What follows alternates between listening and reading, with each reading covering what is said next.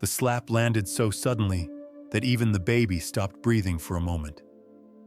A sharp crack against soft skin, right there in the quiet luxury of first class, where people like to pretend dignity was included in the ticket price. And as little Ava whimpered in her mother's arms, passengers leaned in, not to help, but to record. They had no idea they had just laid hands on the wrong woman. The calm-voiced mother holding the infant was Lena Carter, traveling with her 8-month-old daughter. The woman who hit her, in a crisp uniform and bright red lipstick, was flight attendant Helena Marsh, long known for confusing authority with power. The crowd saw a black mother in simple clothes and a crying child. Helena saw someone she believed she could put in her place. None of them saw the truth.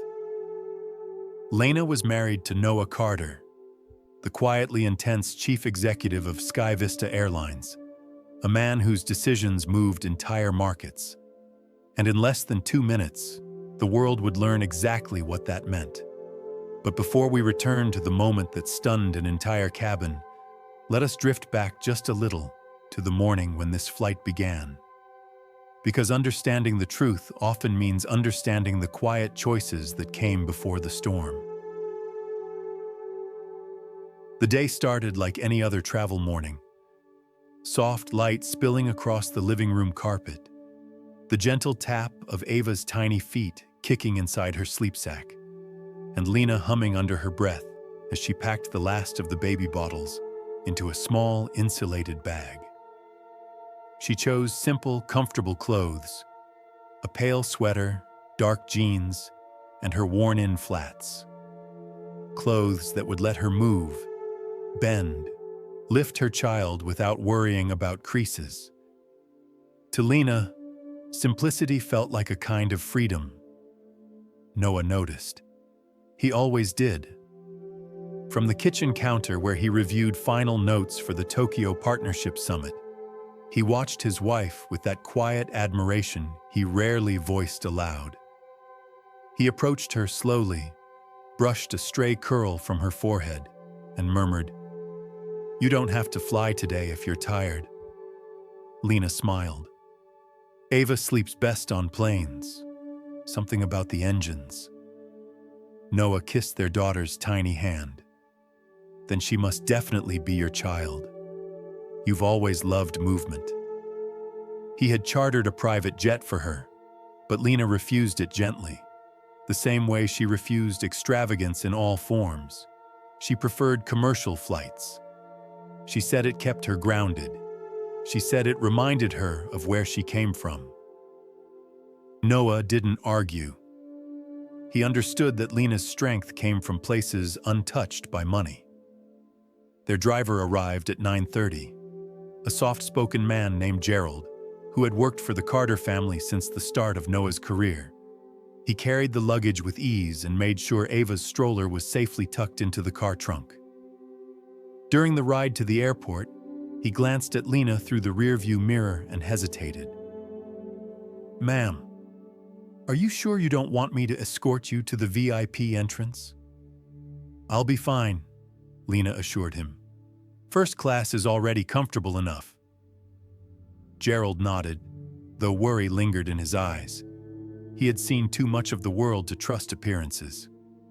At the terminal, passengers paused when Lena walked by. Some admired the baby, others frowned at the stroller blocking their path. Lena didn't take offense.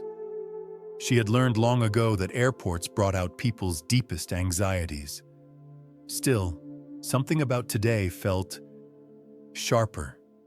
Conversations quieted when she passed. Eyes lingered a bit too long. Perhaps they were admiring Ava's bright eyes. Perhaps not. Boarding began on time. First class was its usual blend of polished shoes, leather bags, and impatient sighs. Lena found her seat easily, tucked Ava against her chest, and whispered soft words to settle her before takeoff.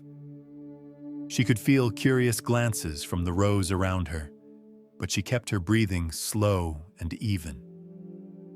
That was when Helena Marsh approached. The flight attendant moved with the briskness of someone who believed the aisle belonged entirely to her.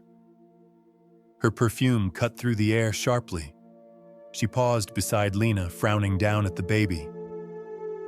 "Ma'am," she said, "you're seated in first class." A simple sentence, but spoken with the tone of a lock clicking shut. "Yes," Lena replied. "Seat A1. Is this your ticket?" "It is." "And the infant?" "My daughter," Lena said gently, adjusting Ava's blanket. Helena's eyes narrowed, not at the child, but at the idea of this woman claiming a space she had silently judged as too expensive, too polished, too good for someone like her. "We have strict policies regarding upgrades," Helena continued. "You'll need to show proof of purchase." "I'm happy to," Lena said. "My bag is just above." Helena cut her off. "I'll handle it."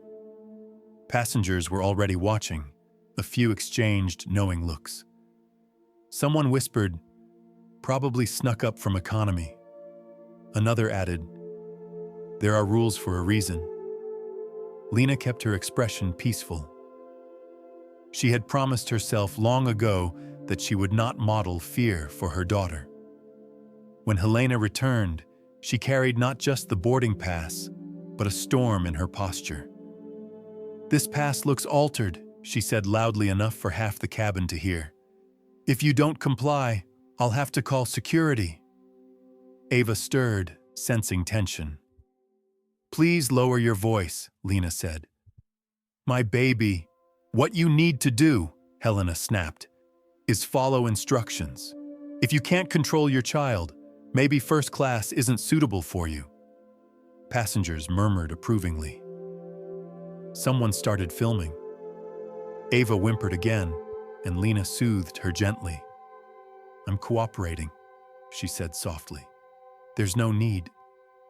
And then, for reasons no one would ever later understand or defend, Helena's hand rose sharply through the air. The slap wasn't loud because of force. It was loud because it shattered the illusion that dignity was safe in certain places. A hush fell across the cabin. Phones recorded the trembling mother with her crying baby, recorded Helena's righteous stance, recorded passengers murmuring, "Good, someone had to discipline her."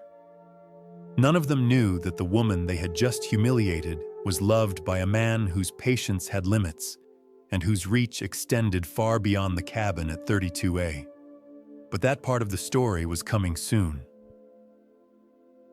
The cabin stayed frozen for a breath, the kind of long, brittle silence that arrives only after a line has been crossed, and no one knows what to do with the pieces left behind. Someone gasped quietly. Someone else muttered, "Well, she asked for it." And because human beings often fear stepping in more than they fear being wrong, most passengers simply watched, hoping their silence would make them invisible. Little Ava pressed her cheek to her mother's collarbone, seeking comfort the way only babies can. Lena held her close, rubbing small circles along her back. Her cheek still stung, yet she did not raise her voice or argue. She simply breathed, because that was what her daughter needed from her. Calm, warmth, and a place untouched by cruelty.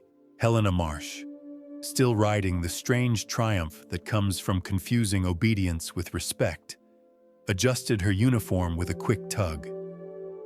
"Ma'am," she said loudly, "if you can't maintain order, I will be forced to begin removal procedures."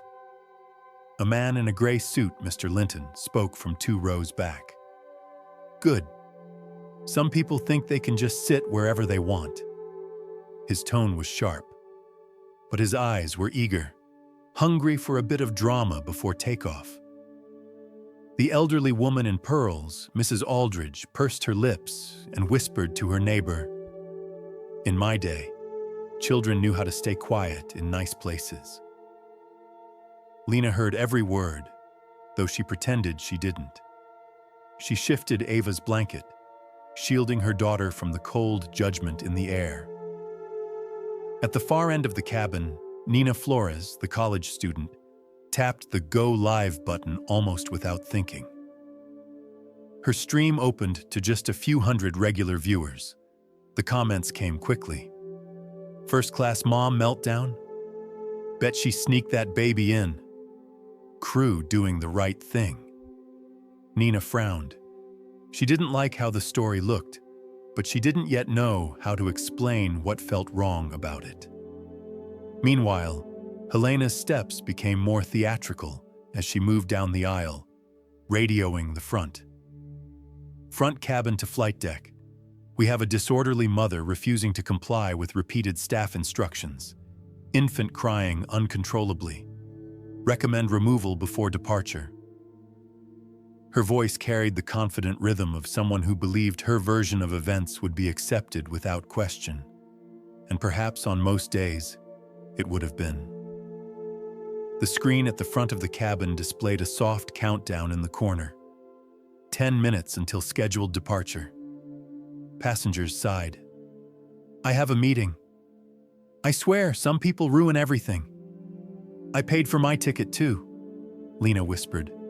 Ava, my love, we're okay, even as her own heartbeat tapped fast beneath her sweater. A baby crying is hardly unusual on a plane. Anyone who has ever flown knows the truth. Aircraft lull most children to sleep. But when injustice hangs in the air, even a soft whimper becomes a weapon for those who want it to be. Helena returned and folded her arms. Stand up, ma'am. We're removing you voluntarily before this escalates. I'm not refusing anything, Lena said gently. I simply asked for a moment to settle my daughter. You're already delaying this flight, Helena snapped. Passengers have connections. We cannot afford this. A man muttered, then leave already. The herd mentality tightened like a net around her. People who knew nothing of her assumed everything. It is easy to feel righteous when judging someone you will never meet again. Lena inhaled slowly. She could feel Ava calming against her chest. My boarding pass is correct, she said. This is my seat. Helena shook her head. This pass looks modified. It is not. Then it must be stolen. Someone behind Lena whispered, I told you, they think money grows on trees. Another chimed in, probably used points from someone else. At that moment, a small notification flickered across Nina's live stream. Her viewer count had grown from a few hundred to more than 1,900. The algorithm loved conflict, but the comments were still harsh and one-sided. That baby is too loud. Send her back.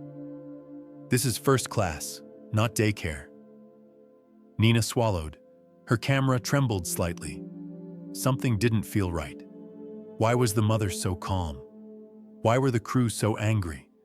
Why was the slap being ignored like it was part of customer service protocol? Near the front, the flight deck door opened, and Captain Everett Haynes stepped out. Tall, proud, voice polished from years of command. He walked down the aisle like a man reviewing troops, not tired travelers. Report, he said. Helena straightened. Non-compliant mother, disruptive infant, unverified seat, passenger causing delays. The captain didn't ask for Lena's side of the story, didn't ask for her boarding pass, didn't note the red mark blooming across her cheek. He simply nodded, as if the matter had been settled long before he arrived. Understood. Proceed with removal. A hush rolled through the cabin. Even those who disliked Lena were surprised by how quickly the captain dismissed her. Lena raised her eyes to him. Captain, I am cooperating. I only asked. He lifted a hand, cutting her off. Ma'am, you will exit the aircraft now. If you do not comply, ground security will be summoned immediately. The screen showed 8 minutes remaining. People groaned about their schedules. A woman sighed dramatically. A man said he would complain to the airline for delays. Lena kept Ava pressed gently to her chest. She did not shake. She did not argue. Her voice was soft, almost musical in its calm. "Before you remove me," she said, "please verify my status. It will take only a moment." The captain's jaw tightened. "I don't have time for this." "You would rather remove a mother holding an infant without checking?" "That is correct," he answered. Gasps, murmurs. Human beings know when something is wrong, even when they pretend not to. Nina's live stream ticked upward again. 6,700 viewers now. The comment section shifted slightly. A few people were defending Lena. "She's so calm. Why is the crew so aggressive? Why did the attendant slap her?" But old habits cling tightly. Others replied, "She's manipulating you. She probably started it. Crew wouldn't act this way for no reason." Lena watched the cabin carefully. She saw fear. She saw impatience. She saw people who wanted this to be simple so they could get where they needed to go. Ava nestled closer. Lena kissed the top of her head. "Don't worry, little one," she whispered. Then, gently, she lifted her phone. The screen glowed faintly, illuminating her calm face. One contact sat pinned at the top, a name she had not wanted to use. But Ava deserved safety. She took a slow breath, as if steadying a door before opening it. The cabin waited, restless, thinking the story was almost over. But the truth was just beginning. The aisle grew narrow as the sense of authority thickened in the air, like a storm cloud gathering before anyone could name the danger. Captain Everett Haynes remained standing near the front, his posture straight, his expression carved from years of expecting obedience. He was a man who relied on procedure the way others relied on instinct. Procedure made him feel safe. Procedure made the world predictable. And unfortunately, when fear meets predictability, assumptions often slip through unnoticed. "Ground support is already on the way," Helena announced, her voice sharp, confident, as if each word were a step up a ladder only she could see. "They will help escort her off the aircraft." Lena held Ava close, feeling the small, warm breath against her collarbone. Her daughter's fingers curled and uncurled gently, unaware of the invisible lines adults drew around them. Lena kept her breathing slow. In moments like these, calm was not a choice. It was a lifeline. The cabin lights dimmed slightly as the jet bridge door opened. Two figures stepped inside, dressed like ordinary passengers, but moving with the quiet precision of people trained to assess danger. Marshal Rowan and Marshal Blake, air marshals who worked in plain clothes to avoid being recognized. They were not the dramatic law enforcement characters people imagined from movies. They were steady, observant, and trained to act only when necessary. Rowan approached the captain. "Report," he murmured. "Non-compliant passenger obstructing departure," Captain Haynes replied. He didn't bother lowering his voice. "Infant disturbance. Refusal to follow crew instructions." The marshals glanced toward Lena. They saw no raised hands, no escalating voice, no aggressive gestures. Only a mother swaying gently with her infant, whispering soft reassurance. Still, years of training told them to defer to the crew's report first and act second. Lena raised her eyes to them, not in defiance, but in recognition. "Officers," she said with a polite nod, "before you proceed, please take a moment to check my boarding pass." Blake opened his mouth, but Helena cut him off quickly. The passenger has already been informed, she snapped. We've reviewed her pass and found inconsistencies. Inconsistencies? Rowan asked. She can explain those to security outside the aircraft, Helena replied, with a tone that implied the discussion was over. Passengers murmured in agreement. The little wave of herd approval washed over the scene again, pushing the truth further into the background. A man across the aisle said loudly, "Just take her out already. Some of us have places to be." Another chimed in, "She's holding everyone hostage with that baby." Lena did not flinch. "I am not refusing anything," she said gently. "I simply want verification before I am removed in front of my child." Captain Haynes's patience thinned. "Ma'am, enough. You had your chance." He turned to the marshals, his voice crisp. "Proceed." Something inside the cabin shifted then, not visually, but emotionally. A hush rolled through the rows, followed by a ripple of curiosity and discomfort. People could sense when something wasn't right, even if they weren't ready to say it aloud. The marshals stepped closer. Rowan spoke with controlled calm. "Ma'am, for your safety and your child's, please stand." Ava whimpered at the stern tone. That tiny sound carried more weight than any accusation spoken that day. Lena stroked her daughter's back gently. "It's all right, sweetheart." Nina's livestream viewer number climbed again, from 6,000 to nearly 12,300. Comments shifted as a few viewers began to notice the imbalance. "She's not yelling. The crew seems angry for no reason. Why did the attendant slap her? Replay the start." Nina bit her lip.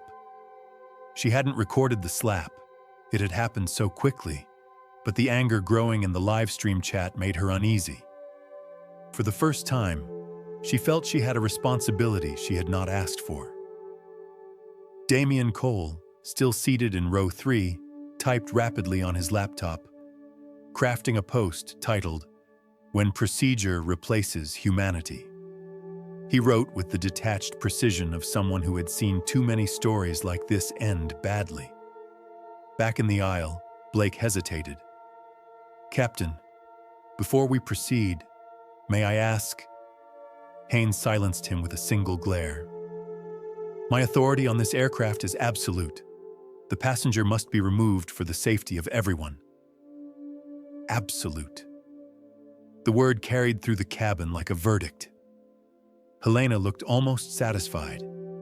She adjusted her hair, lifted her chin, and folded her arms. "You heard the captain. Remove her." Lena felt her chest tighten, not from fear for herself, but for what this moment could imprint on her daughter.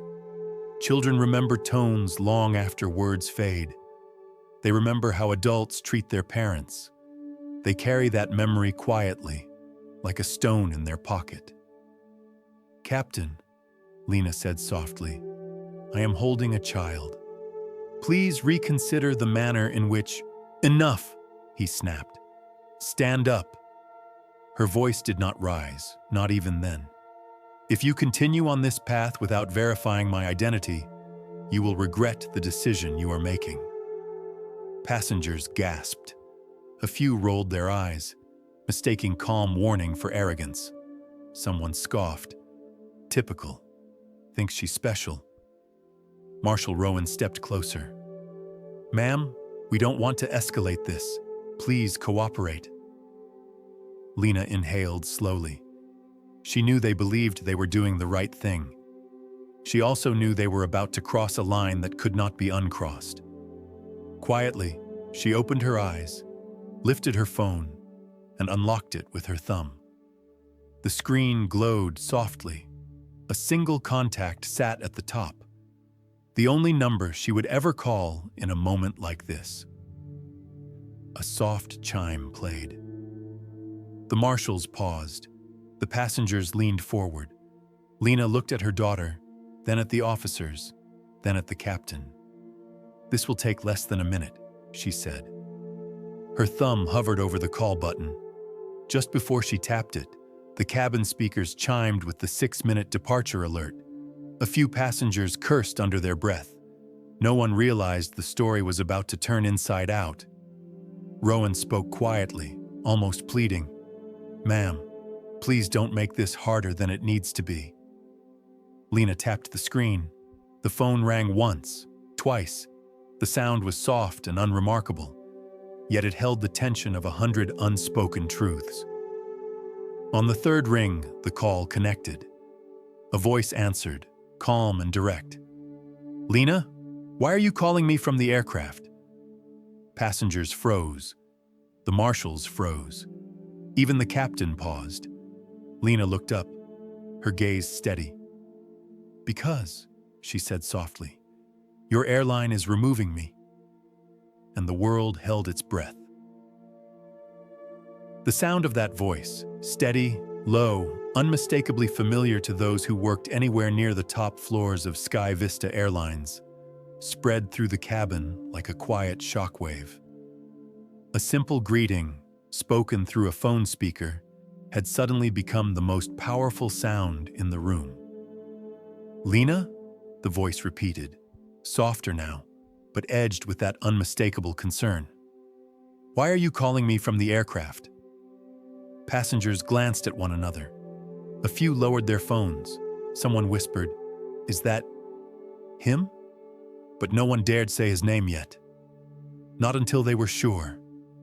Not until the reality of what they were seeing could no longer be dismissed as coincidence. Captain Everett Haynes stiffened, as if the air itself had thickened around him. Helena's arms slowly dropped to her sides. Even Marshal Rowan, trained to stay calm under pressure, blinked in surprise. Lena adjusted Ava's blanket with quiet hands. Her cheek still held the faint warmth of the slap she had endured. Yet her voice remained as calm as drifting water. "Love," she said, "the staff here believes I do not belong in first class. They're attempting to remove me. They have also claimed my boarding pass is not valid." There was a pause on the line, a silence so heavy it felt like the space between lightning and thunder. Then the voice, all warmth replaced by a quiet steel, answered, "Put me on speaker, Lena." Lena tapped the screen gently, and suddenly, every soul in that first-class cabin found themselves listening to Noah Carter, the chief executive of Sky Vista Airlines, the man whose signature appeared on boardroom contracts, policy changes, and multi-billion-dollar agreements. A man whose voice most employees knew well enough to fear disappointing. "Good morning, everyone," Noah said. His tone was calm, steady, but carried the weight of someone who had just discovered something deeply wrong and was preparing to open every locked door in the building to expose it. "This is Noah Carter. I would like to know why my wife is being removed from Flight 714. A flight attendant near the curtain choked on her breath. Someone in row 3 whispered, "Oh no." Another murmured, "We really messed up." The live stream number on Nina's phone skyrocketed past 19,000. Comments exploded faster than she could read them. "Wait, her husband?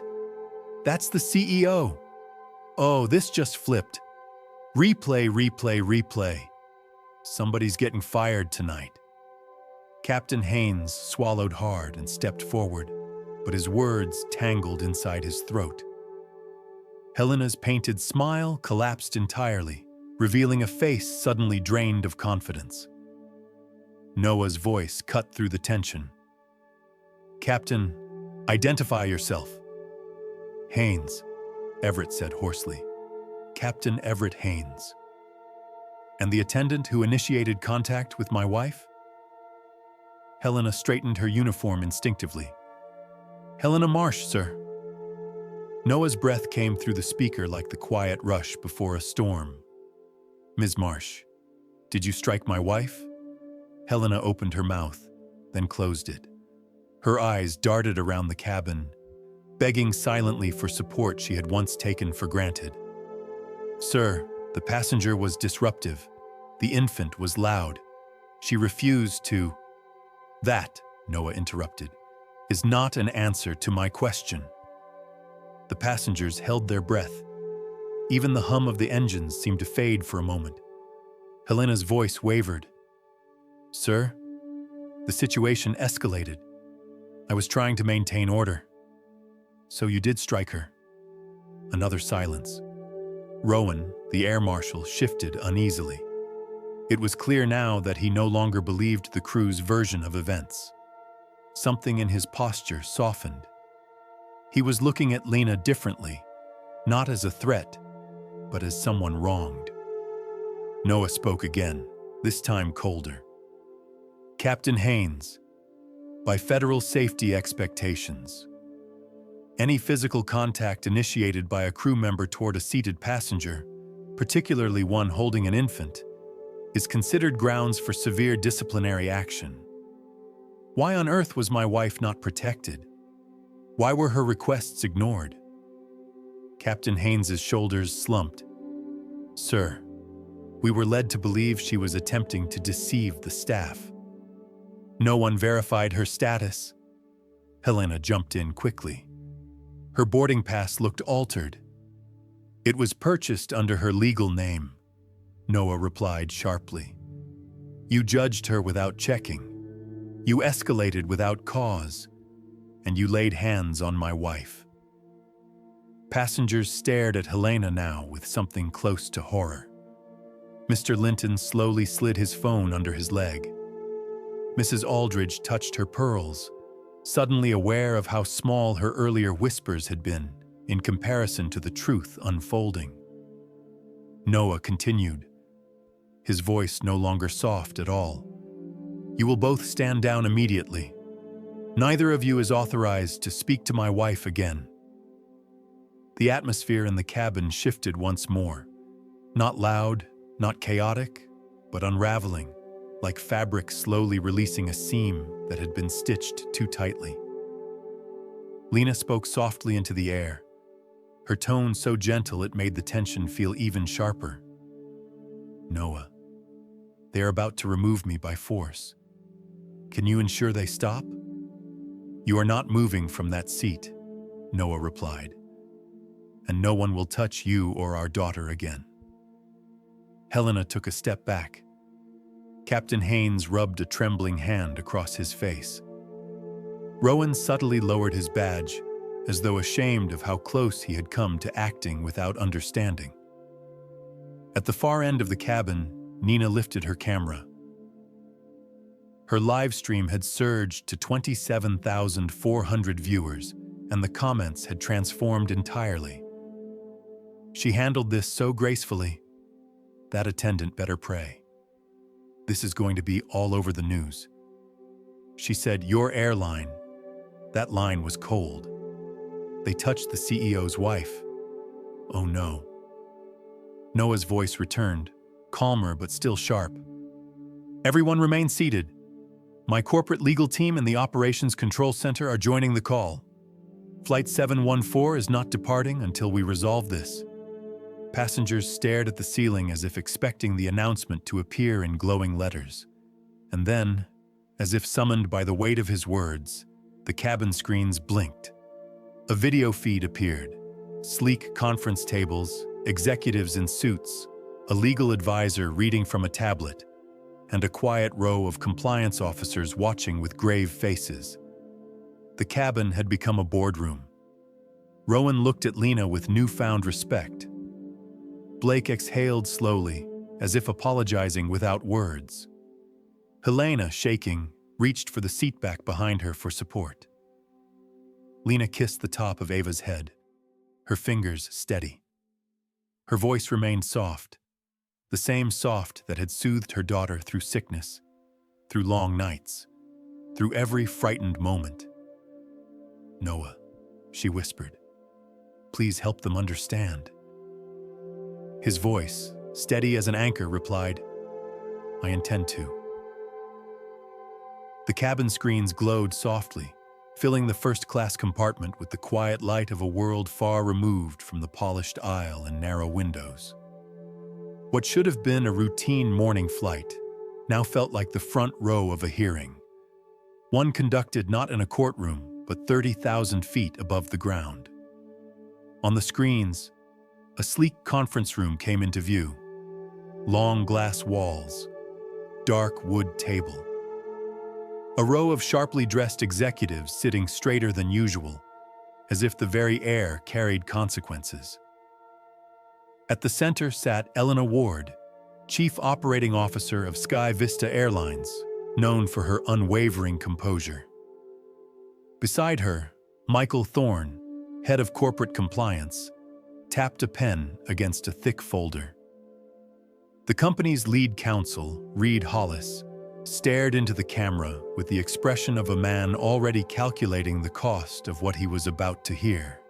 Behind them stood 3 representatives from external oversight groups, one from the National Aviation Authority, another from the Civilian Travel Protection Council, and one more from a federal review department responsible for passenger rights. No titles, no initials that might sound harsh when spoken by an AI voice.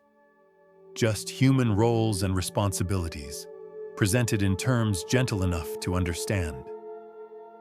Noah's voice remained audible through Lena's phone, still on speaker. "Everyone on this call is here for one reason," he said. "My wife, Lena Carter, was assaulted and targeted by my own employees, and I intend to understand every detail." A hush spread through the cabin, reaching even the farthest rows. Passengers shifted uncomfortably, as if the air had become too heavy to breathe. One of them whispered, "This is real. This is actually happening." Captain Haynes stood frozen, unsure whether he should sit, stand, or simply disappear. Helena Marsh's fingers trembled by her sides. Her earlier confidence evaporated completely. Reed Hollis, the legal counsel, spoke first. His voice carried the smooth calm of someone who had practiced truth wrapped in diplomacy for many years. "We will need to begin by reviewing the events from the moment boarding began. Captain Haynes, please state the grounds for your decision to remove Mrs. Carter." Everett cleared his throat, buying himself a few seconds. The passenger appeared to be in the wrong seat. The boarding pass seemed questionable. The infant, Reed raised a hand gently, interrupting. "Captain, was the boarding pass verified through the digital registry?" A pale shade crept up the captain's neck. "No," he admitted. "Not yet. We intended to..." "Intended?" Lena Ward leaned forward. "This flight was minutes from departure. Everett, verification takes less than a moment. Why did that step not occur immediately when the passenger expressed concern?" Silence met her question. Reed shifted his attention. "Ms. Marsh, please explain the contact made with the passenger." Helena's voice wavered. "I was attempting to restore order. The baby was crying. The passenger wasn't responding to guidance. She raised her voice." "That is not consistent with what we've seen," Lena said firmly. Helena blinked. "What you've seen?" Rowan, the air marshal, stepped forward then. For the first time since boarding the plane, his tone held a quiet authority. "Ma'am," he addressed the screen. The passenger remained calm the entire time. She did not raise her voice once. Passengers murmured softly. This wasn't a debate anymore. It wasn't a matter of opinion.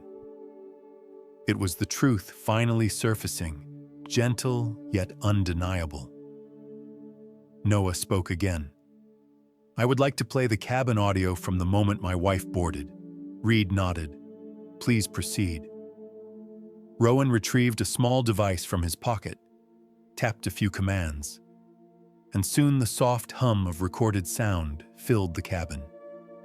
The audio was clear, not perfect, not manipulated, simply a direct reflection of what had happened. A quiet greeting from Lena, a fussing sound from baby Ava, Helena's sharp instruction, "Control your baby or you will be removed." Passengers murmuring judgment, a soft reply from Lena asking for a moment. Then the unmistakable sound of a slap. Even though everyone in the cabin had witnessed it, hearing it again was somehow worse, like reliving a mistake, but with the clarity of hindsight. People closed their eyes. Others bowed their heads. Several turned away from Helena entirely. Reed Hollis exhaled slowly. "Ms. Marsh," he said quietly, "please confirm whether you understand that striking a seated passenger, especially one holding a child, is prohibited under every standard of crew conduct." Helena's lips quivered. I was under stress. I thought she was being difficult. I didn't mean..." "That," Reed replied softly, "is not an explanation that will protect you from the consequences." Blake, the second air marshal, stepped forward. His voice was gentler. "Mrs. Carter never posed a threat. Her only request was verification. The crew dismissed that request." Elena nodded, making a note. "Understood, and thank you for your honesty." Passengers shifted uncomfortably. The earlier harsh whispers about entitled mothers seemed to rebound off the cabin walls, now revealed as unkind and misguided. Mr. Linton, the man in the gray suit who had been so eager to agree with Helena earlier, swallowed hard. Mrs. Aldridge touched her pearls with trembling fingers, as though each memory of her own judgment weighed more than the necklace itself. Meanwhile, the live stream on Nina's phone continued to grow. Nearly 34,000 viewers now watched every second. Comments filled the screen faster than Nina could read. "Replay the slap, OMG. She stayed calm the whole time? The crew messed up big time. This is what bias looks like. Protect that baby." But amidst the outrage, there were softer comments too. People admitting they had judged too quickly. People recognizing their own assumptions in the passengers' behavior. People learning from what they saw. Reed resumed speaking. "We have enough information to determine that Mrs. Carter was not at fault, and we have enough evidence to proceed with internal and legal review. But before we continue, Mrs. Carter..." The screen shifted. Reed, Elena, and the oversight representatives looked directly at the camera, addressing her as though she were standing beside them in the boardroom itself. "Is there anything you would like to say?" Lena did not stand. She did not raise her voice. She simply held Ava close, kissed the top of her baby's head, and spoke with the quiet strength that had carried her through pain far deeper than a stranger's slap. "I don't want revenge," she said softly. "I want understanding. I want people to see what happens when they judge without asking, when they assume without listening. I want my daughter to grow up in a world where kindness is not optional." Her words flowed gently, landing with more force than any accusation could. Noah's voice joined hers, steady and resolute. "And that," he said, "is exactly what we will build next." The cabin fell silent, not out of fear, but out of recognition. The replay ended, but its echo lingered in the cabin like a fading bell. Even after the last sound of Lena's calm voice and Helena's sharp commands drifted into silence, no one spoke. The passengers sat still, hands folded, eyes lowered. It was as if the truth itself had taken a seat among them, a quiet presence that demanded reflection rather than noise. Nina held her phone with both hands now, no longer recording out of curiosity, but out of something closer to responsibility. Her live stream count pushed past 41,000, comments spilling endlessly, but she barely glanced at them. Instead, she watched Lena, watched Ava, watched the way the mother rocked her baby as if protecting not only her daughter, but the small part of hope still left in the room. On the cabin screens, Reed Hollis folded his hands. His voice, when it returned, was softer. "Mrs. Carter," he began, "the evidence speaks clearly. You were calm, cooperative, and respectful throughout the encounter. The conduct displayed by our crew falls far beneath our standards." Elena Ward leaned forward. "And we take this personally. Very personally." Lena did not gloat. She did not smirk or look triumphant. Her expression remained serene, almost sorrowful. It made the contrast between her dignity and the crew's aggression even starker. Captain Haynes exhaled a long, shaky breath. "Sir," he said to Noah. "No," Noah interrupted gently. "Not yet." His voice carried the authority of a man who had held thousands of employees accountable over the years, but also the gentleness of someone who understood the world was not made better by shouting. "We will address responsibility in a moment," Noah continued. "Right now, we will finish clarifying every detail of what happened." Marshal Rowan took a step closer, placing himself between Lena and the nervous captain without even realizing it. His tone was careful. "Mrs. Carter, you mentioned you asked the crew to verify your status. Do you recall exactly how many times you requested verification?" "3 times," Lena said softly. "Once when Ms. Marsh questioned my ticket. Once when the captain raised concerns. And once when security was called." "3," Rowan repeated, as if saying the number aloud made it heavier. "And each time your request was denied." It was. A murmur rose among the passengers, not loud, but unmistakable. Regret, shame, the recognition of their own complicity in staying silent when they should have spoken. Mr. Linton lowered his eyes. Mrs. Aldridge pressed a hand to her lips as if trying to hold back a wave of guilt. Reed nodded slowly. "Mrs. Carter, we appreciate your clarity. Now, Ms. Marsh, please confirm whether any attempt was made to verify the passenger's identity." Helena's voice cracked. "No, I believed she was lying." "Based on what evidence?" asked Reed. I just believed it," she whispered. Michael Thorne, the compliance director, closed his eyes briefly, as if absorbing the weight of what those words meant. "Belief," he murmured, "is not a substitute for procedure." Passengers shifted uncomfortably again. It was painful to be reminded how easily prejudice can disguise itself as instinct. "And the slap," Reed continued.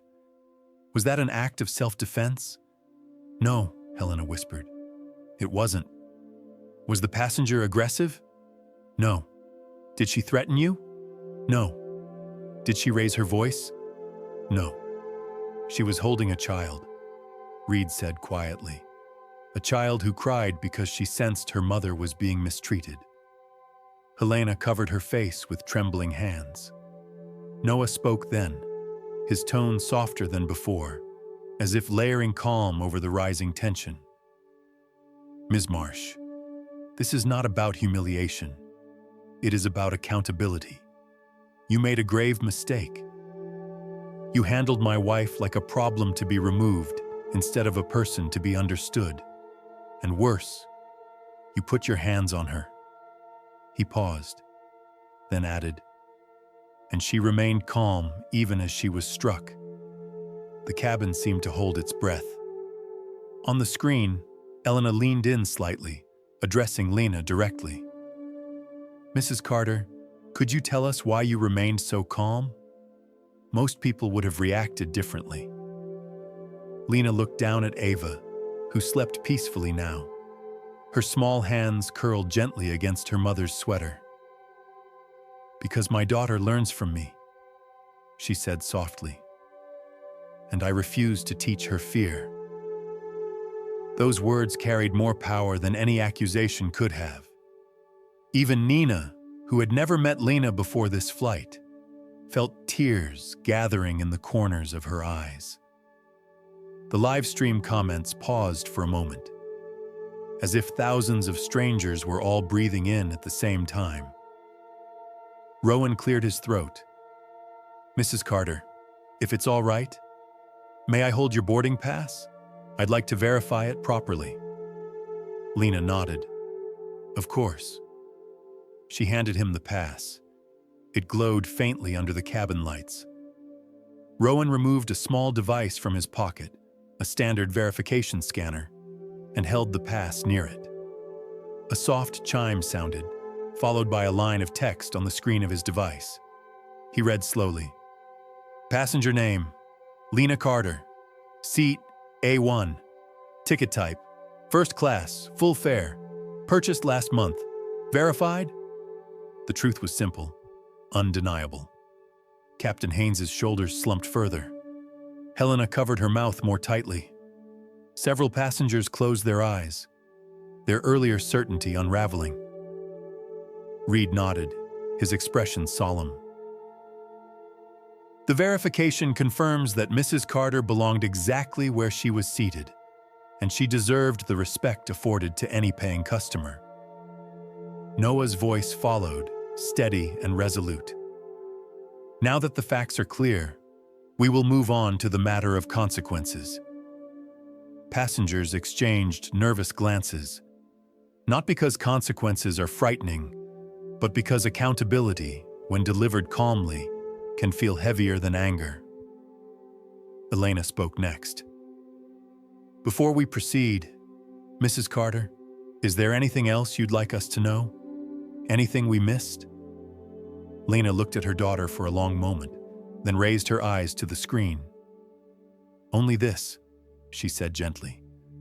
"I forgive them, but forgiveness is not a substitute for change." The cabin grew warm with emotion. Not heat, just humanity. Noah's voice softened as well. "And change," he said, "is precisely what will happen next."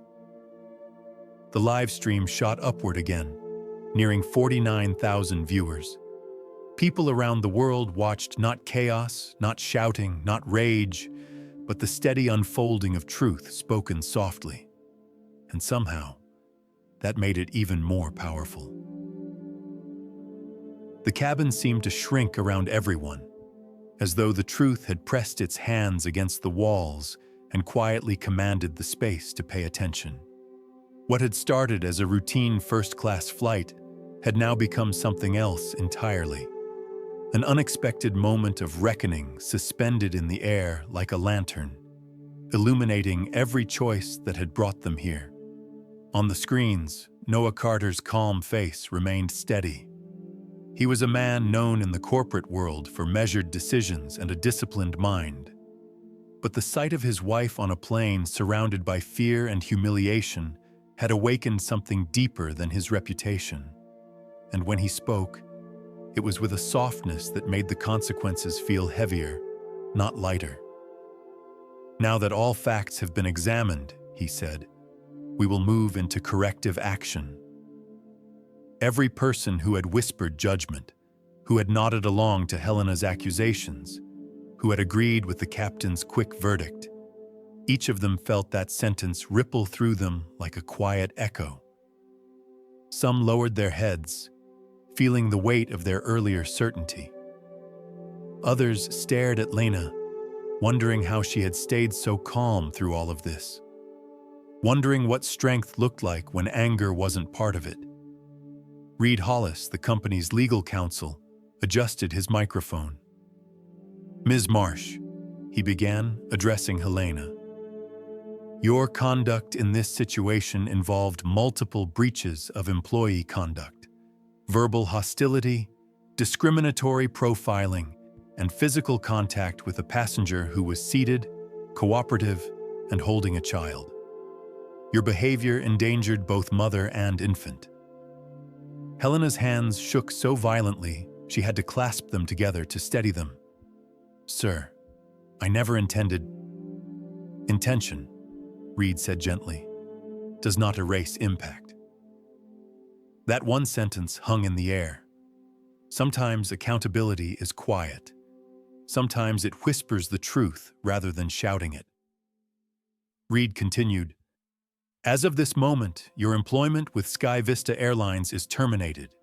Your access privileges are revoked. Additionally, based on the presence of physical contact, this matter will be referred to the proper authorities to determine whether further action is required under aviation safety expectations. Helena pressed her lips together until they trembled. Tears filled her eyes.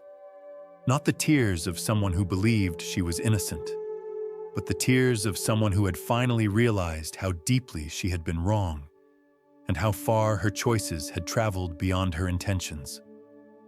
Passengers watched, not with cruelty, but with the sobering understanding that cruelty, once carried out, has a long shadow, no matter how small it seemed in the moment. Next, Reed turned to Captain Haynes. Captain Everett Haynes, he said softly, your authority on an aircraft is significant, and it is granted because it is expected to be used with care. You failed to exercise due diligence when Mrs. Carter requested identity verification, a simple step that would have resolved the situation without escalation. Haynes swallowed hard. I see that now, he said quietly. You also allowed personal assumptions to override standard procedure, Reed added.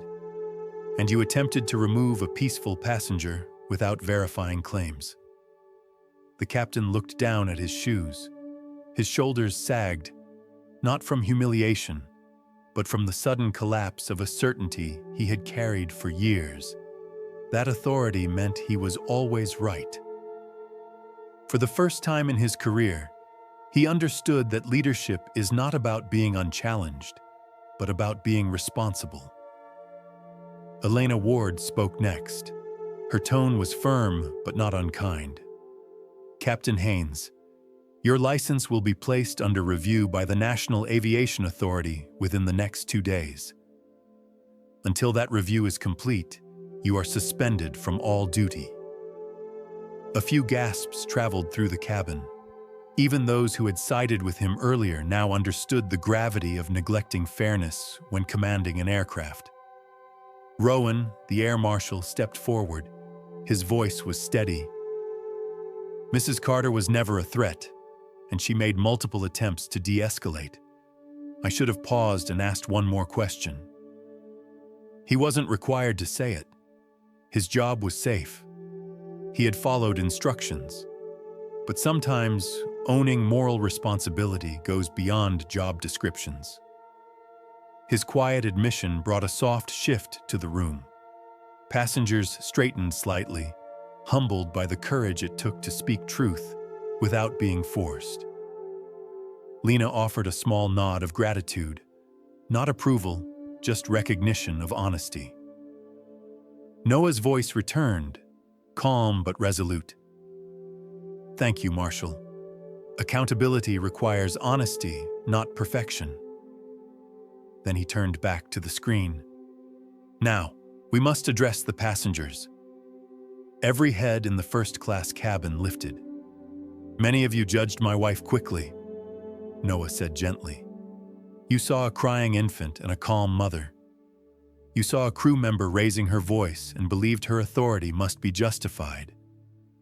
And you chose the easier path, the path of agreement. But assumptions can harm just as deeply as actions. His words weren't accusations, they were reminders. Passengers shifted uncomfortably, but not out of defensiveness, more out of reflection. Mr. Linton stared at his shoes. Mrs. Aldridge swallowed, her eyes bright with regret. Nina looked around, realizing her live stream viewers, now more than 58,000, were watching not just a corporate reckoning, but a human one. Noah continued, "This is not about punishment. It is about recognition. It is about seeing the ripple effects of small decisions. You are not villains. But today, you learned how quickly we can become part of the problem when we let someone else's certainty override our own compassion." A soft stillness filled the plane. Then Elena added, "Mrs. Carter, despite being provoked, insulted, and physically struck, you remained calm, cooperative, and protective of your child. Your conduct is an example of the professionalism and grace our company hopes to embody." Lena shook her head softly. "I did what any mother would do," she said. "I protected my daughter. That is all." Her humility only deepened the impact of everything that had happened. The oversight representative from the Civilian Travel Protection Council spoke next. Her voice was warm and steady. "Mrs. Carter, your composure prevented a dangerous situation from growing worse. You reminded us that leadership sometimes appears in the quietest moments." Passengers nodded. Even the marshals stood a little taller. And then Noah spoke again, his tone gentler now. "My wife is right.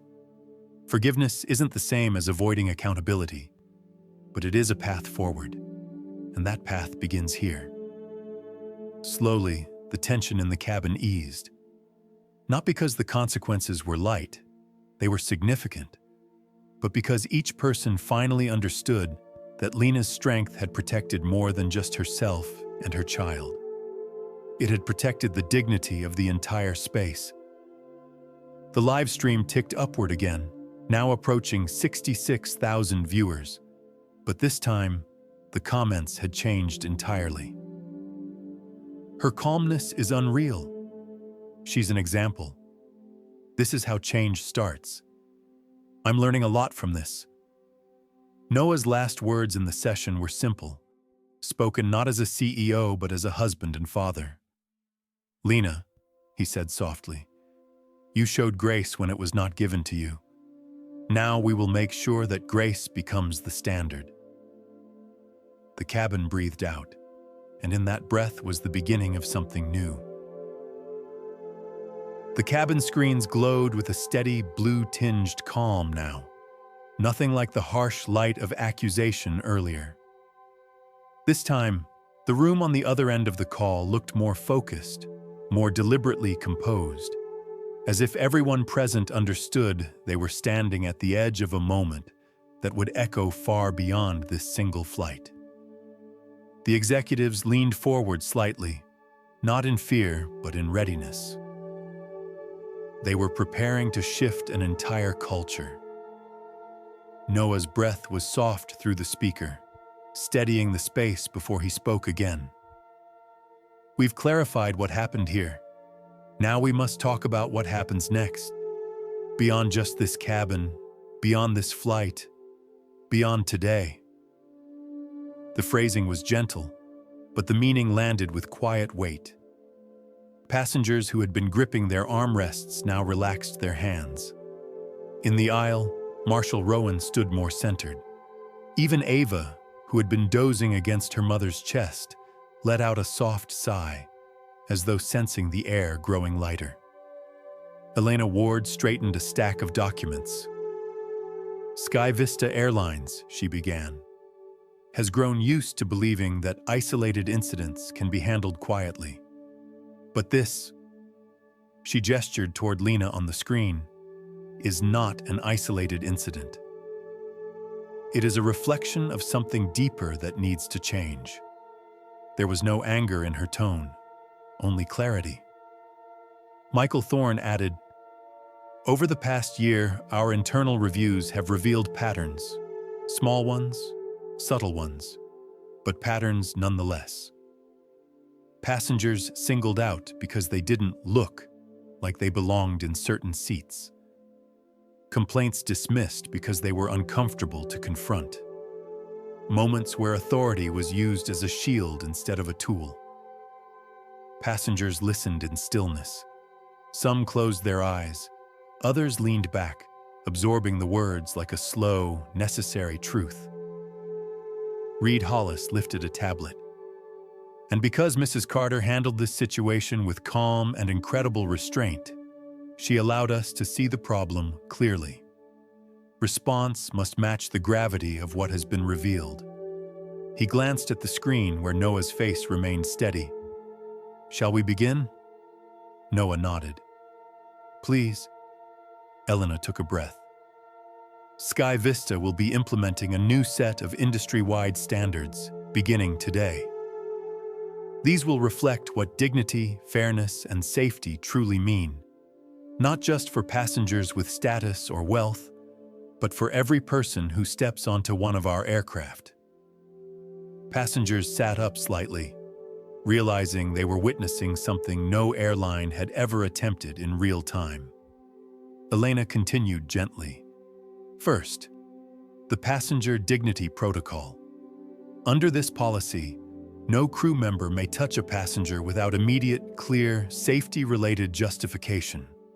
Not irritation, not inconvenience, actual safety risk. If that line is crossed, the crew member is removed from duty and the incident goes straight to upper review. The words landed softly, but their significance was enormous. Next, Michael Thorne spoke. Second, every member of our flight staff, pilots, attendants, support agents, will undergo a 36-hour training course on bias recognition, de-escalation, and family support procedures. No codes, no rigid phrases that feel harsh to the ear. Real human communication. And this training must be completed within a period of 4 weeks for all active staff. He paused, letting the weight of the timeline settle. It was ambitious, and everyone knew it. Passengers murmured approvingly. And finally, Elena said, the Traveler Rights Charter, a clear, transparent system through which any discrimination complaint bypasses local management and goes directly to a central review team trained to handle sensitive cases without delay, defensiveness, or dismissal. She closed the folder, her expression warm but firm. These standards will not be optional. They will define how this airline moves forward, and we will invite governing bodies to use them as models. Passengers exchanged stunned glances. It was rare, almost unheard of, for a company to introduce reforms this sweeping in the middle of an active situation. And yet, the calm with which these changes were being spoken made them feel not like punishment, but like promise. Noah spoke again, voice softer now. These changes will be known as the Carter Standards, named not for authority or corporate title, but for the calm strength my wife demonstrated in the face of misconduct. Lena blinked in surprise.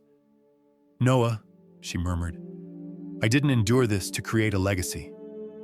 "No," Noah said gently, "but courage often becomes one." Passengers felt that line settle in their chests, warm and steady. Even those who had been quick to judge earlier found themselves breathing deeper, as if the air in the cabin had shifted into something kinder.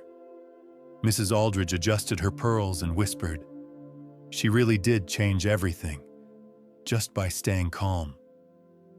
Mr. Linton nodded quietly, humbled by the stark contrast between Lena's grace and his own earlier assumptions. Nina checked her live stream again. The counter had surged past 77,000 viewers, but the comment section was different now. Gentler, reflective, softened by the understanding unfolding before them. "This is historic. She handled it better than I could have. Finally, real accountability. This should be every airline's policy."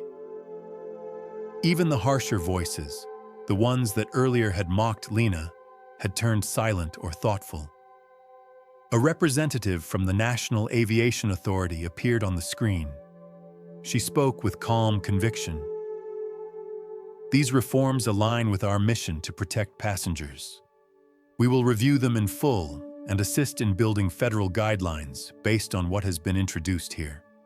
Then the representative from the Civilian Travel Protection Council added, "There is something powerful in what we've witnessed today. A mother was mistreated in front of dozens of witnesses who believed what they saw before believing what they heard. This set of standards may prevent others from experiencing that same harm." Rowan nodded slowly, almost reverently. Elena concluded, "Mrs. Carter, we know this does not undo what happened, but we hope it becomes a step toward a world where people like you never have to ask for verification again." Lena exhaled softly. "What matters," she said, "is that Ava grows up knowing her dignity is not up for debate." A hush fell again, this one peaceful, like the quiet that follows a storm once the sky begins to clear. Noah's final words in the session were gentle. "This flight will be remembered, not for what began it, but for what it changed." And for the first time since the slap that set everything in motion, the cabin felt warm. Warm enough to believe that change, when rooted in courage and witnessed in truth, can ripple far beyond the walls where it begins. The glow of the cabin screens dimmed gently as the boardroom call moved into its next phase. What had begun as a confrontation had shifted into something broader, something heavier, something that felt less like a single incident and more like a turning point unfolding in real time. Passengers could sense it, an awareness settling across the cabin like a soft blanket, one woven from reflection rather than comfort. Lena shifted Ava slightly, letting the baby rest her cheek against her mother's shoulder. Ava's breath warmed the fabric of Lena's sweater.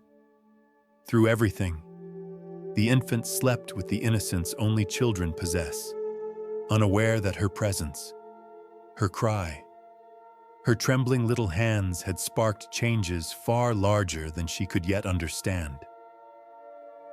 The live stream count on Nina's phone rose past 86,000. She held her device with steady hands now, her earlier hesitation replaced by a sense of responsibility. Her followers kept sending messages that filled the screen faster than she could read them. "This needs to be everywhere. Protect that mom. This is the gentlest revolution I've ever seen." She didn't even raise her voice, Nina swallowed. "This is big," she whispered to no one in particular. Damien Cole, the aviation blogger seated nearby, had stopped typing. His draft article sat open on his laptop with a title that read, "Grace in the Sky: How One Family Changed an Entire Airline." Instead of writing, he stared at Lena with an expression that mixed admiration with a quiet ache, because he knew, better than most, that policy changes seldom came from peaceful moments. They came from exactly this: someone being pushed too far while holding too much grace. On screen, the corporate team prepared for their next steps. Reed Hollis tapped a quiet signal to his colleagues. Elena Ward folded her hands. All of them wore expressions not of fear, but of contemplation. Something in their posture suggested they understood the gravity of what was happening, that innocence had been harmed in a space meant for travel, and that the world had now witnessed it. "Before we conclude," Elena said, "we must acknowledge the impact this live stream is having." Passengers glanced toward Nina, who froze, surprised that the executives could see her broadcast in real time. But of course they could. Any major event involving an airline was monitored immediately, especially when tens of thousands of viewers tuned in within minutes. Michael Thorne nodded. "Our communications team reports that nearly 100,000 people are watching this unfold, and they're not watching with anger alone. They're watching with awareness." Noah's voice returned through the speaker, steady and firm. Awareness is the first step toward change, but responsibility is the second. Lena's fingers rested gently along Ava's back. She did not speak yet. She let the moment breathe. Elena continued, Sky Vista's board has decided to issue a public statement before this flight even takes off. Transparency will be our starting point, not a later apology. Passengers murmured uncertainly. Some were surprised, others relieved. A few simply nodded, realizing that hiding wrongdoing was no longer possible, not with nearly 90,000 pairs of eyes watching the truth unfold quietly. Mrs. Carter, Reed said softly, we would like to include your perspective in our initial communication, only what you're comfortable sharing. Lena inhaled slowly. Her eyes, gentle and reflective, lifted toward the nearest screen. I don't want attention, she said. I just want understanding. If sharing my experience helps someone else, someone who didn't have the chance to speak up, then yes, you may include my words. Her tone held no bitterness, no triumph, only the calm resolve of someone who wanted to leave the world slightly softer than she found it. Helena Marsh flinched. Tears slid down her cheeks, but she didn't wipe them away. She stared at Lena with a mixture of regret and disbelief. Regret for the harm she had caused. Disbelief that the woman she had struck was capable of this kind of forgiveness. Captain Haynes bowed his head slightly, as though offering a quiet apology he could not yet voice. Meanwhile, Nina's live stream comment section began filling with messages of reflection rather than outrage.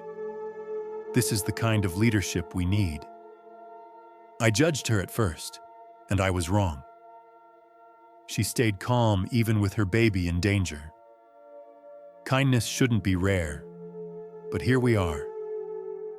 For the first time since this began, the plane felt like a single, unified space rather than a collection of strangers divided by assumptions. Rowan, the air marshal, shifted closer to Lena. Ma'am, he said softly, I just want to say, I'm sorry. We should have asked one more question. We should have paused and listened. Lena offered him a small nod. Thank you. That matters. Blake, his partner, echoed the sentiment with a quiet, I misread the situation. I'll learn from this. Helena opened her mouth, then closed it. Her voice came out thin, fragile. Mrs. Carter, I'm so sorry. I don't expect forgiveness. I hope one day you'll believe I never wanted to cause harm. Lena looked at her for a long moment. Not harshly, not coldly. Simply with the clarity of someone who sees more than just the action. Someone who sees the human behind the mistake. You hurt me, she said softly. But I choose not to carry anger. And I hope you choose to grow from this. Helena nodded rapidly, tears falling freely. Noah spoke again, voice warm but steady. Lena, thank you. He paused. And now, we must ensure that this moment becomes more than a story. It must become a guide. Michael Thorne gestured toward the executives. We will begin internal restructuring today. Training schedules, new protocols, revised chain of reporting systems. Every layer of this company will reflect these changes. Then Elena added, but this cannot end with Sky Vista. We will present these reforms to the Aviation Council and ask that they be adopted as an industry-wide baseline. Passengers gasped softly. This wasn't just about one woman, one baby, one flight. This was about everyone. Nina wiped her eyes discreetly. This feels historic, she whispered. Damien clicked the title of his article, adjusting it slightly. Not grace in the sky. Grace that lifted others. He exhaled, almost to himself. This is bigger than aviation. At that moment, Ava curled her fingers into her mother's sweater and let out a contented sigh, the kind babies make when they feel safe again.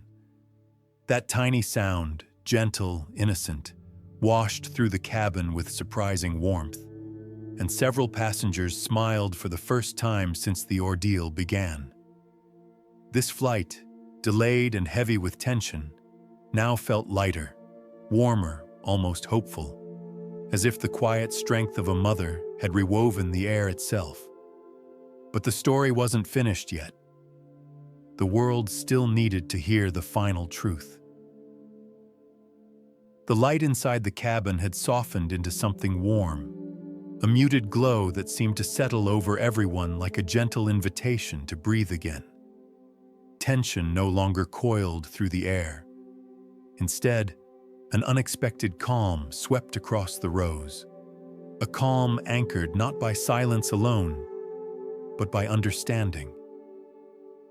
Lena shifted Ava in her arms, brushing a kiss against the baby's forehead.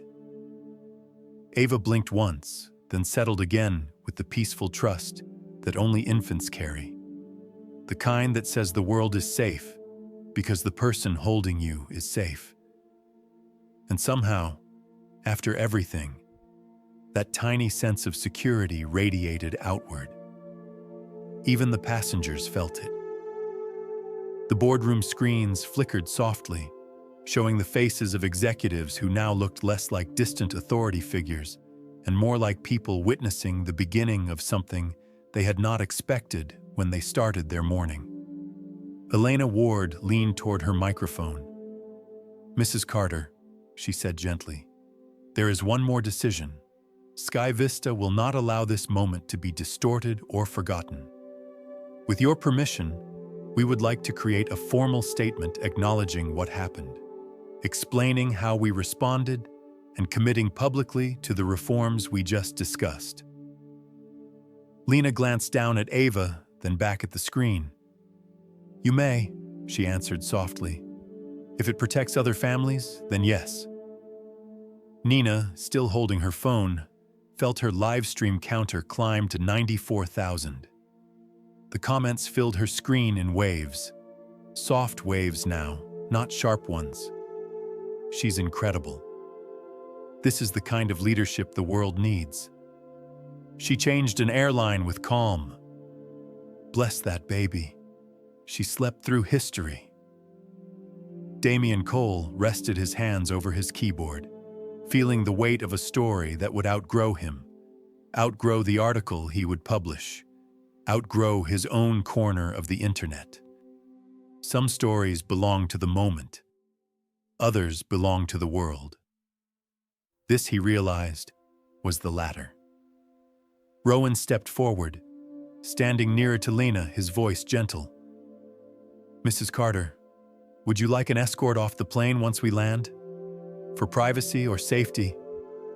Lena shook her head, smiling kindly. "No, I'll walk out with everyone else. This moment isn't one I want to hide from. I want people to know that dignity doesn't need special treatment. It just needs to be honored." Even Captain Haynes bowed his head at that, humbled not by reprimand alone, but by the grace he had been shown in return. Lena had every right to rage, yet she hadn't. She had demonstrated a kind of strength that rewrites rooms, not through force, but through gentleness that refuses to be shaken. Noah spoke again through the speaker, but this time there was something warmer in his voice, something closer to awe. "Lena," he said softly, "you've changed more in 1 hour than I have in an entire career." Lena smiled faintly. Change happens when people are willing to listen, and today, they listened. He exhaled gently. "You and Ava, come home safe. We'll meet you at the airport." Their daughter stirred at the sound of her father's voice, making a tiny coo that rose into the air like the softest blessing. Elena cleared her throat lightly. "Passengers of Flight 714, thank you for your patience. Please know that your role in this moment matters. We saw the best and the worst of human instinct today. But now, you have the chance to help carry the better part forward. A murmur of agreement filled the cabin. Mrs. Aldridge, the elderly woman with pearls, leaned toward Lena. "My dear," she whispered, "I judged you so quickly. I'm embarrassed by it. I hope one day I'll be as calm as you." Lena touched her hand gently. "We all learn," she replied. "That's the gift of moments like these." Mr. Linton lowered his head. "I'm sorry," he said quietly, "for assuming, for not stepping in."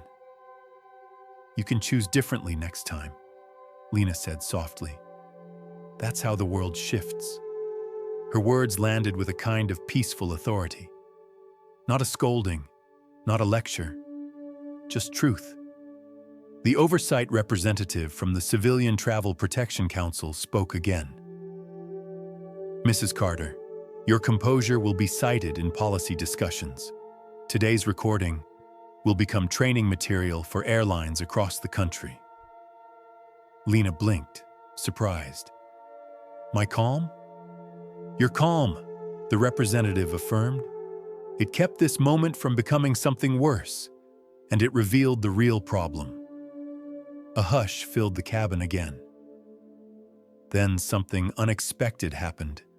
Passengers began applauding, not wildly, not explosively, just a soft, collective appreciation, gentle enough not to wake Ava, meaningful enough to carry across the entire aircraft.